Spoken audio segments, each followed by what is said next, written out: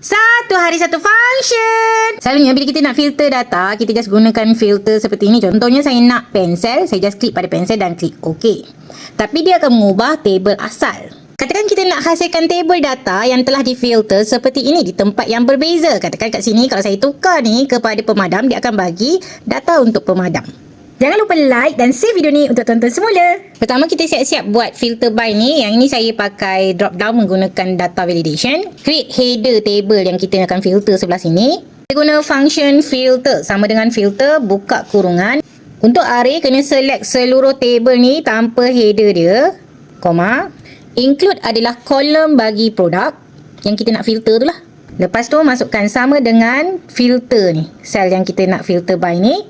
Tutup kurungan terus dan tekan enter. Cuba tukar untuk yang lain pula. Ambil pen. Function filter ni hanya boleh dipakai oleh 365, 2021 dan 2024. Cuba buat. Berjaya atau tak? Komen kat bawah tau. Follow saya sepanjang Ramadan ini untuk lebih banyak tips function Excel.